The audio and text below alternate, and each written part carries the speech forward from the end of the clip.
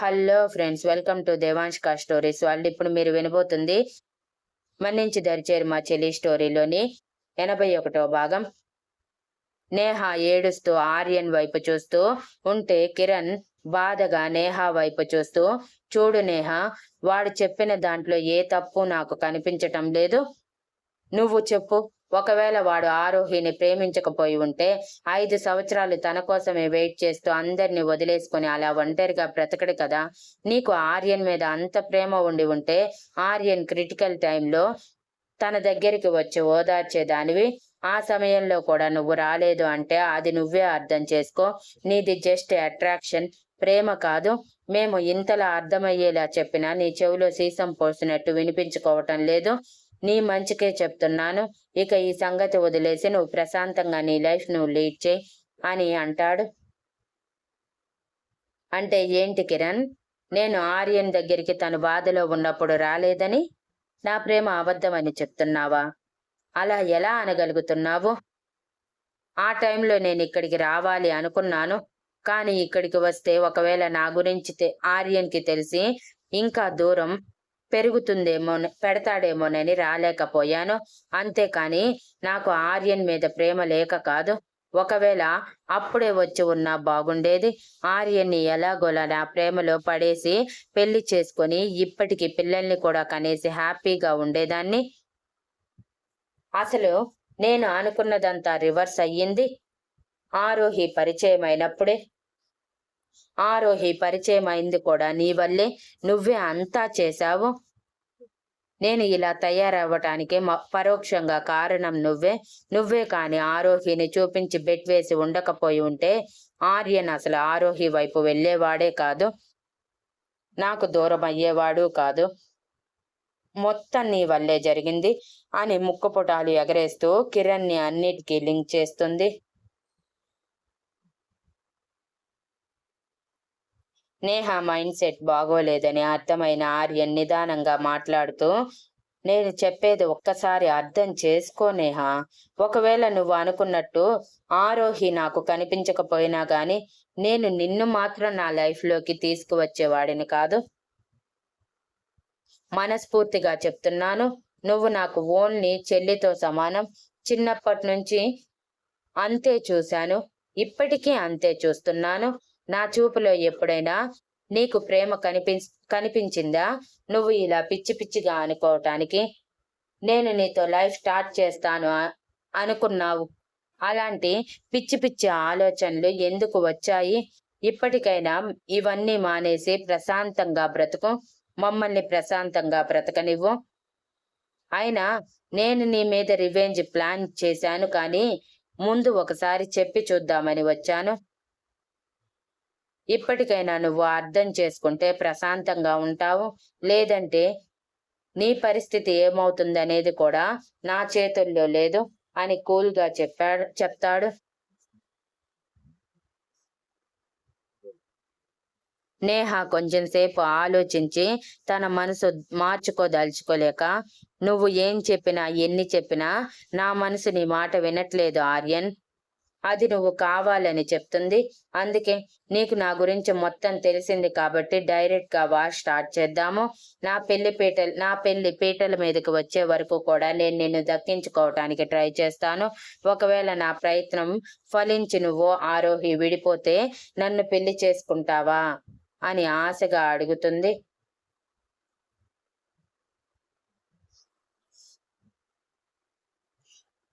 ఆర్యన్ కోపంగా, ఏంటి నీ ఒళ్ళు తిమ్మిరిగా ఉందా? నేను ఇంత నిదానంగా మాట్లాడుతుంటే అది అడ్వాంటేజ్గా తీసుకొని పిచ్చి పిచ్చిగా మాట్లాడుతున్నావు. అయినా నిన్ను నేను పెళ్లి చేసుకోవటం ఏంటి దరిద్రంగా. కానీ నువ్వు అనుకున్నట్టు ఆరోహి నేను ఈ జన్మలో విడిపోము. అది మాత్రం ఖచ్చితంగా చెప్పగలను. నువ్వు కావాలంటే ఎన్ని ప్రయత్నాలైనా చేసుకో. మా మధ్య బంధం ఇప్పుడు కాదు, చిన్నప్పుడే ముడిపడింది. అది నీకు నిన్నే అర్థమై ఉండాలి. కానీ అర్థం చేసుకోకుండా పిచ్చి పిచ్చి ఆలోచనలతో నీ లైఫ్ నువ్వే నాశనం చేసుకుంటున్నావు. ఓకే, నువ్వన్నట్టు ఈ 15 రోజులు నువ్వు నన్ను ఆరోహిని విడదీయటానికి ట్రై చేయి. నేను కూడా నువ్వు మా విషయంలో చేసిన పనులకి అప్పుడప్పుడు ఏదో ఒక పనిష్మెంట్ ఇస్తూనే ఉంటాను. నేను ఏ పనిష్మెంట్ ఇస్తున్నాను అనేది నీకు ఆ టైంలో తెలియకపోవచ్చు. కానీ అది మాత్రం చాలా సీరియస్‌గా ఉంటుంది.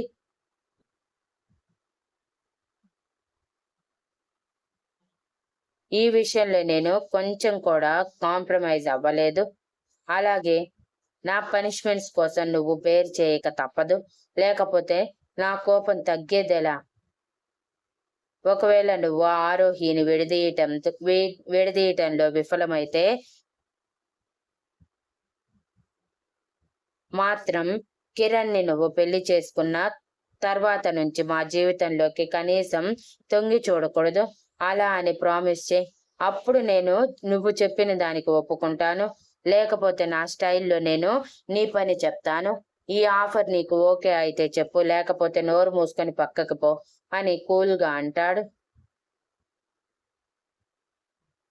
హలో! మీరు కొట్టుకొని మధ్యలో నన్నెందుకు బలిచ్చే ప్రోగ్రామ్ చేస్తున్నారు? అయినా దీన్ని నేను చచ్చినా పెళ్లి చేసుకోను. ఇంతవరకు ఈ పెళ్లి తీసుకువచ్చింది కూడా ఆరోహి కోసం. మీ విషయంలో నేను చేసిన తప్పుకి గిల్టీగా ఫీల్ అయ్యి మొత్తం తెలుసుకొని నీకు చెప్తే నువ్వు నన్ను దీన్ని పెళ్లి చేసుకోమని చెప్తున్నావా? ఇది మాత్రం నా వల్ల కాదు. దీన్ని పెళ్లి చేసుకోవాలంటే నాకు ఇప్పుడే భయంతో గుండెల్లో దడగా ఉంది. ఇప్పటికే ఇది నా విషయంలో చేసిన దానికి దీన్ని చంపేయాలి అన్నంత కోపం వస్తుంది. ఒకవేళ నేను దీన్ని పెళ్లి చేసుకొని ఇది డైలీ నా ఎదురుగా ఉంటే మాత్రం ఖచ్చితంగా చంపేస్తాను.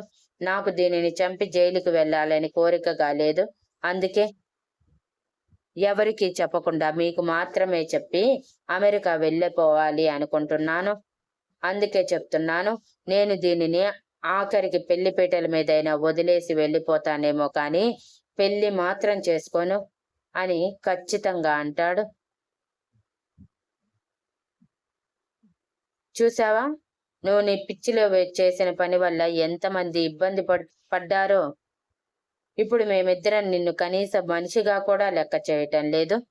మా ఇద్దరిలో నువ్వు చేసిన వాటికి నిన్ను చంపేయాలి అన్నంత కోపం ఉంది. కానీ ఒక్కసారి చంపేస్తే మేము తీసుకున్న పెయిన్ నీకు ఎలా తెలుస్తుంది? అందుకే నువ్వు చేసిన వాటికి నీకు పనిష్మెంట్ ఇవ్వాలని చూస్తున్నాము. ఇప్పటికైనా అర్థం చేసుకుని నువ్వు మారిపోయి కిరణ్‌ని పెళ్లి చేసుకుంటావా లేదా అనేది నీ ఇష్టం అని అంటాడు.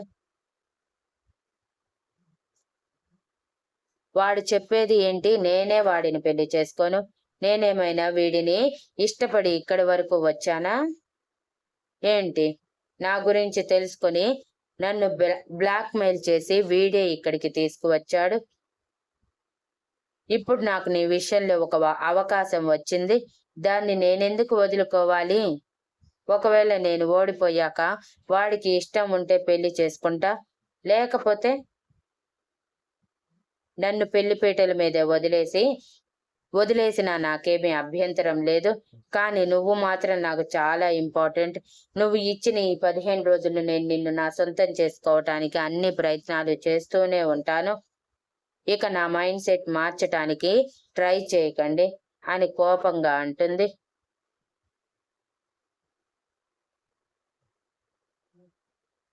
As your wish. కానీ ఈ విషయం ఆరోహికి తెలియటానికి వీల్లేదు. తను ఇప్పుడిప్పుడే సంతోషంగా ఉంటుంది.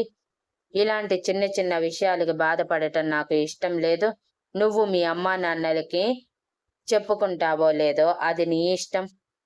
కానీ ఆరోహికి నువ్వు చేసినవి తెలిసాయంటే మాత్రం ఖచ్చితంగా నిన్ను చంపేస్తాను, గుర్తుంచుకో అని సీరియస్ గా వార్నింగ్ ఇస్తాడు.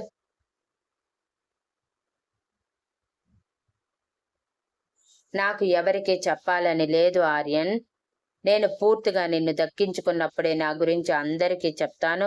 అప్పటి వరకు సైలెంట్ గా ఉండి నా పని నేను చూసుకుంటూ పోతాను అని నవ్వుతూ అంటుంది.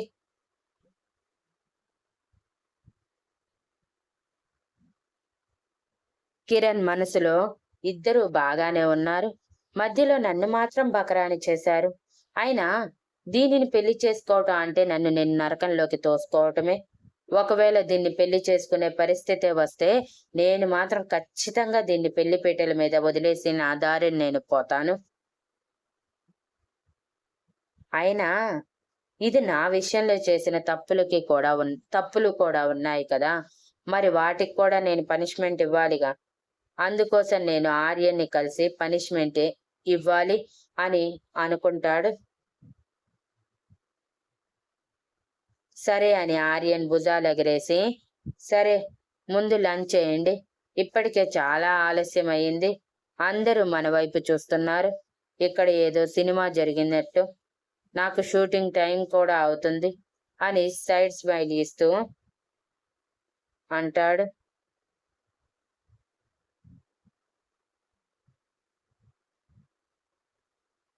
ముగ్గురు సైలెంట్ గా ఎవరి లంచ్ వాళ్ళు చేసి నేహ ముందుగా, సరే నేను బయలుదేరుతాను ఆర్యన్, ఇంటికి వచ్చాక నీకు ఒక సర్ప్రైజ్ ఇస్తాను, చూస్తూ ఉండు అని నవ్వుతూ చెప్పి బయటికి వెళ్ళిపోతుంది.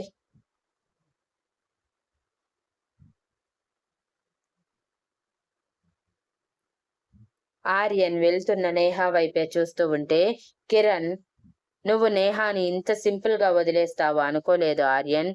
అది మాట్లాడిన మాటలకి నేనైతే ఇప్పుడే తనని చంపేస్తావేమో అని భయపడ్డాను అని సీరియస్ గా అంటాడు.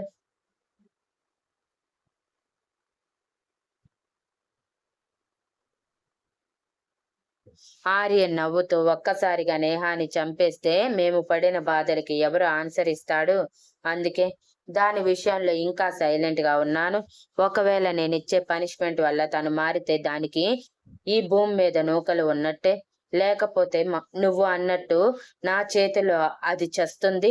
ఇదంతా వదిలేసి నువ్వు నేహ కార్ని ఫాలో చేస్తూ వెళ్ళు, చాలా అర్జెంట్ అని అంటాడు. నేనెందుకు దాని వెనక వెళ్ళాలి? ఇంకా నన్ను తినలేదరా అని సీరియస్ గా అడుగుతాడు. ఆర్యన్ సీరియస్ గా కిరణ్ వైపు చూస్తూ, పెళ్ళయ్యే వరకు నేను చెప్పింది చెయ్యి, ముందు ఎగస్ట్రాలు చెయ్యకు. ముందు నేను చెప్పినట్టు దాని వెనకే వెళ్ళు. ఎందుకు నిన్ను ఫాలో చేయమన్నానో 5 నిమిషాలకి నీకే అర్థమవుతుంది అని అంటాడు.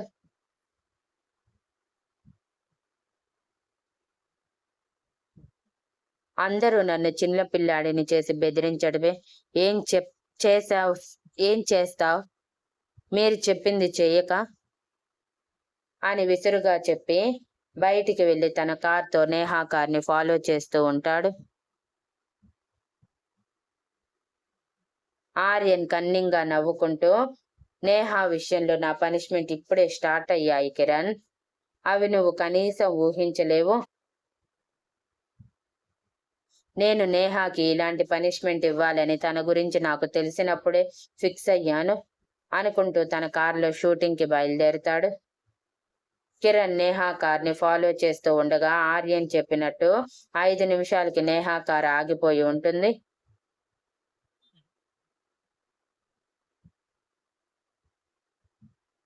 రెండు నిమిషాలు చూసి, ఏంటిది కార్ని ఇక్కడ ఆపేసి సైలెంట్ గా ఉంది, కనీసం కిందకి కూడా దిగలేదు, ఏమైనా ప్రాబ్లమేమో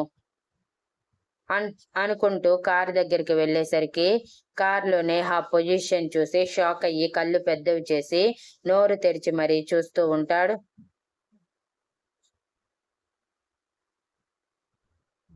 thank you for listening and please like, share, comment and subscribe.